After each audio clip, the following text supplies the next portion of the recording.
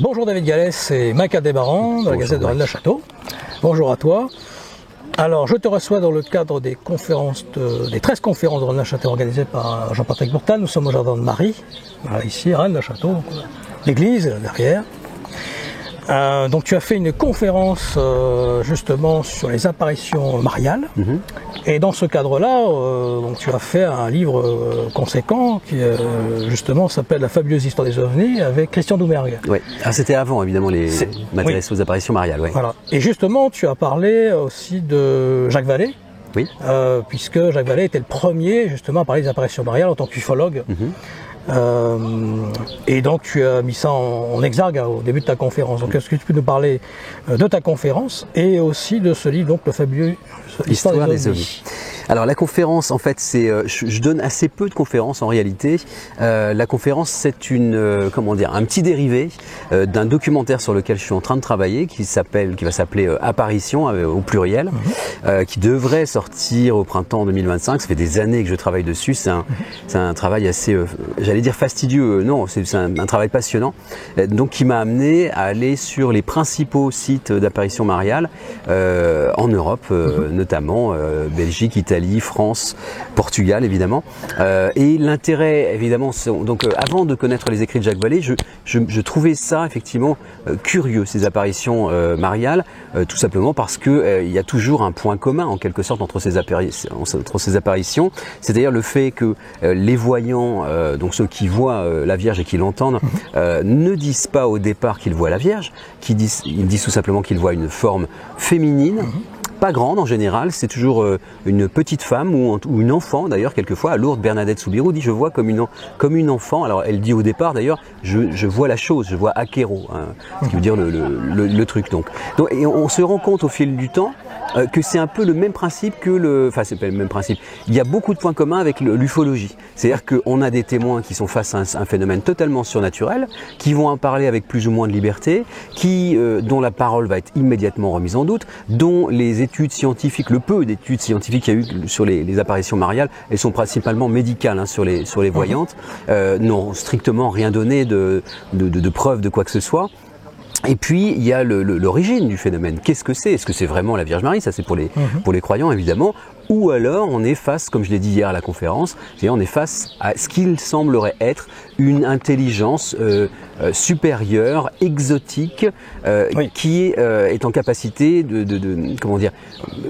d'établir un contact avec nous, mais sous une forme mimétique. Jacques Vallée en a parlé dans le Collège Invisible en 75. Absolument. Il parle du système de contrôle. C'est le premier à avoir parlé de ça. Et là, il évoque aussi la Vierge, justement. Il est assez succinct sur la Vierge. Hein.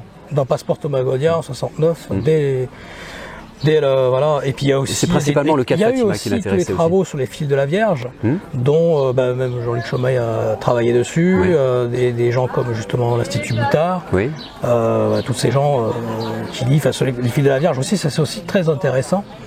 Oui, ces choses-là, ça se rejoint. Pour moi un autre sujet, mais c'est mis à part que ça a le nom de la Vierge, mais c'est effectivement très intéressant. Ouais. Et donc sur la fabuleuse histoire des ovnis, est-ce que tu peux nous faire un condensé des recherches que tu vas faire? Il y a la croix de Miguet de 1826 qui est fascinante, hein, parce que vraiment on est dans ce cas du mémétisme dont on parle de l'inconscient collectif où cette croix apparaît à des croyants justement. Oui, c'est ça. On est en 1826, le 17 décembre. On est à Migné. À l'époque ça s'appelait pas Migné-aux-Anses. Aujourd'hui ça s'appelle Migné-aux-Anses, mais ça s'appelait Migné.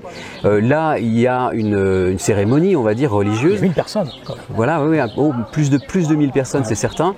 Ils mettent en place une croix tout près de l'église.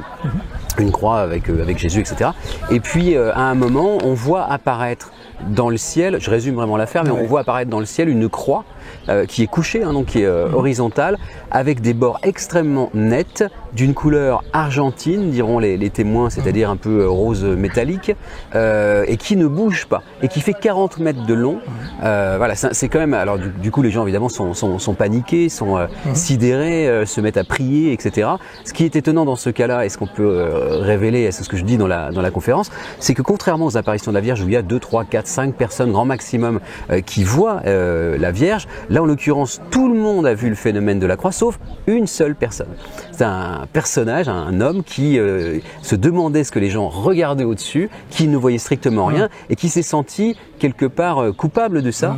Et comme il n'était pas très croyant, là il est devenu extrêmement croyant, donc il s'est converti au christianisme, pas converti, il était athée on va dire, et puis bah oui, il s'est engagé dans le christianisme, convaincu aussi que Dieu l'avait puni, c'est-à-dire tu crois pas en moi, je te montre pas la croix.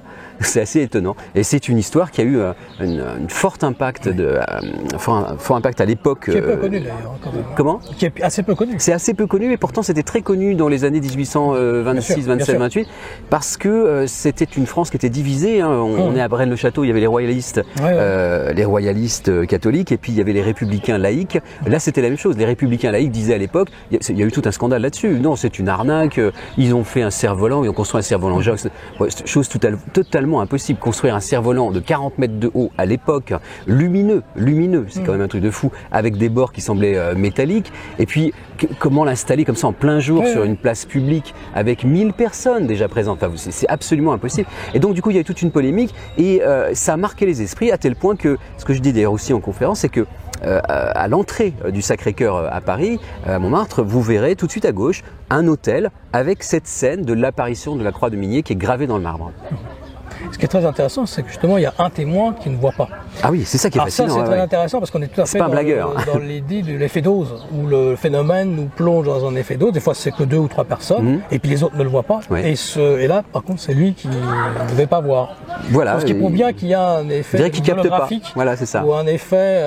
c'est un effet télépathique peut-être, Et on revient finalement, justement, on parlait des dirigeables de 1897, où il y a ce côté mimétique, où c'était pas possible, ils ne pouvaient pas aller aussi vite. Mais bien sûr. Et avec ces grandes lumières... on a l'impression que ça prend la forme du zeitgeist, l'esprit du moment. C'est ça, exactement, tout à fait. C'est l'esprit du moment qui est pris et qui justement fait en miroir. Qui est capté et qui veut donc cette chose qui va capter cette pensée va s'adapter et va se mettre à prendre la forme de ce qu'on croit voir. Et en même temps, c'est pas justement la signification ou le pourquoi. C'est comme Camus dit, le miroir reflète mais n'enseigne pas. Absolument. Il nous reflète, mais on ne sait pas ce que ça veut dire. Oui, c'est ça, on est toujours dans le questionnement là-dessus, sans problème. Oui. Et alors sur le phénomène ovni, justement, ton avis, finalement, parce que au départ, tu n'étais pas spécialement... on va dire, on ne va pas dire croyance, parce qu'on n'a pas de croyance, mais je veux dire, tu étais un peu sceptique ou tout au moins interrogatif. Pas forcément sceptique, il y a tellement de cas, tellement de témoignages, tellement de choses que j'étais pas très sceptique. Le phénomène, l'existence des phénomènes, on va dire, pour moi, il n'y a pas de souci. Après toutes les enquêtes que j'ai pu faire en allant en Norvège, à Esdalen, en me baladant partout, en ayant filmé moi-même quelque chose de... Oui. Ah non, ça c'est plus... Pas par Kiltelson. Enfin, en voyant tous ces trucs-là, au bout d'un moment, c'est certain que le phénomène existe. Le truc, c'est de savoir, évidemment, aujourd'hui, qu'est-ce que c'est ? Bon, évidemment, tout le monde se pose la question. On arrive aujourd'hui, puisque notre technologie évolue, alors là, maintenant, on met de l'IA, on met de l'intelligence artificielle un petit peu partout. C'est vrai, pourquoi pas des sortes de satellites avec une intelligence artificielle à l'intérieur. Voilà, cette intelligence artificielle est-elle, on va dire... organique. Système de contrôle. Voilà, c'est possible aussi. Donc, si on a une intelligence artificielle dans des corps, très clairement, ça devient vraiment la vie. Donc on est visité par des êtres intelligents, mais conçus par une autre civilisation. Et peut-être une civilisation qui a disparu depuis 10, 30 ou 400 millions d'années. Alors, tu as fait plusieurs livres, notamment La France mystérieuse. En compagnie justement de Christian Doumergue, aussi édition de l'Opportun. Là aussi alors là c'est beaucoup plus vaste, parce que vous allez de Rennes-la-Château à Brocéliande, à Hieron du Val d'Or, vous faites un peu un mix de tout ça pour je parle pas du Hieron du Val d'Or dans la France mystérieuse, me semble-t-il, mais et c'est pas un livre que j'ai écrit avec Christian Doumergue. Il est possible qu'un chapitre ou deux, j'ai demandé à Christian effectivement de m'éclairer beaucoup sur le sujet, mais sinon non.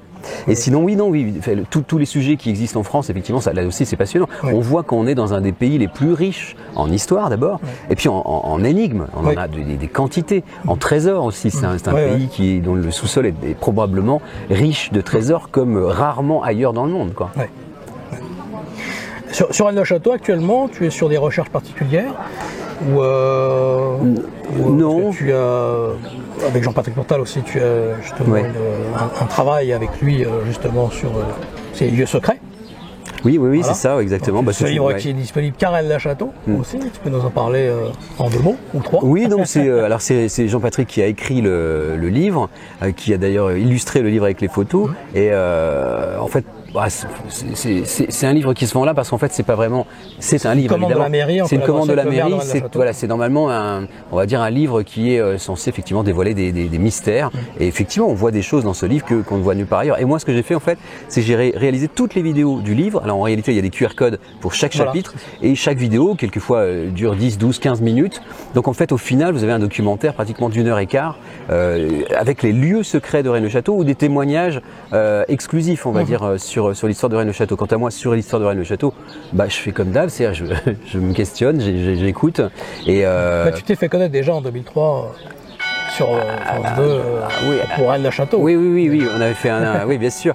Mais avec André, absolument, tout à fait. Cette fameuse maquette. Oui, mais voilà.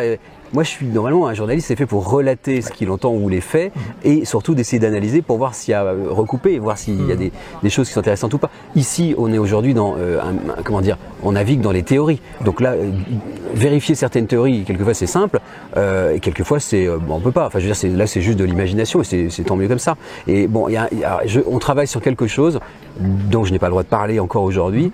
Voilà, on a fait des choses, et peut-être que ça pourra déboucher sur quelque chose d'extraordinaire, moi je le souhaite, mais pour l'instant voilà, ça reste totalement secret.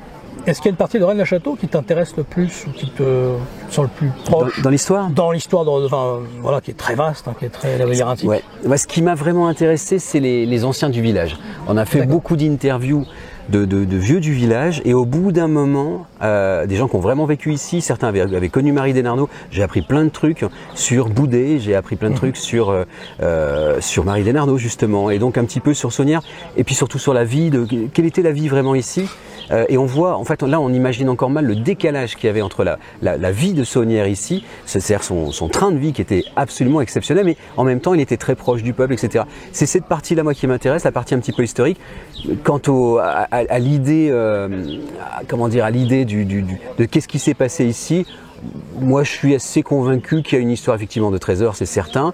Que ce trésor, comme le dit Paul Sauzet, ou comme tu le dis, alors pas forcément la crypte, enfin, en tout cas, est un trésor d'église, et qu'il y a eu une manipulation, c'est-à-dire Saunière a trouvé un trésor d'église important, très important. Société du Brouillard, Lyonnaise, Société Angélique aussi. Oui, pour être derrière. Ouais, c'est derrière ça. Plantard. Mais il a voulu. Enfin, derrière, alors ça, Plantard, je sais pas du tout ça. Pour moi, il y a eu un. Ça va faire 3, donc ok, allez, 3e. Pour moi, il y a eu spoliation de biens d'église par Saunière pour financer la cause royaliste. Et puis au bout d'un moment, la cause royaliste étant perdue, il se met à construire. Je pense vraiment que quand il a fait la villa, d'ailleurs il y a très peu habité, ou quasiment pas, son idée c'était de la donner aux prêtres retraités du coin, mais je pense sincèrement qu'il a fait ça. Après bon, voilà, il en a mis plein la vue, c'est sûr, mais je pense que l'évêché de Carcassonne savait très bien ce qu'il avait fait, très bien ce qu'il avait éventuellement trouvé, et il pouvait pas lui dire bon rends-nous ça. Il pouvait simplement l'accuser de trafic, de tout ce qu'on veut. Ouais. Quand je parlais de la Société Angélique aussi, je regroupais l'Iron du Val d'Or aussi, et ce genre de choses. Est-ce que tu as une conclusion, un livre, une conclusion et un livre sur lequel tu travailles actuellement, ou c'est secret? Alors pas de livre, là j'ai vraiment arrêté les livres. Je pense que j'avais tout ce que j'avais écouté, toutes les histoires que j'avais racontées, je les ai racontées globalement. Peut-être sur les apparitions, j'en ferai un, mais non, je bosse vraiment sur mon documentaire sur les apparitions. D'accord. Et puis voilà, non, pas de livre pour l'instant, c'est pas programme. Ok. Eh bien, merci beaucoup, David Gallet, pour cette interview. Merci à toi, Mike. Avec plaisir. Voilà, dans le cadre de Rennes-le-Château. À bientôt.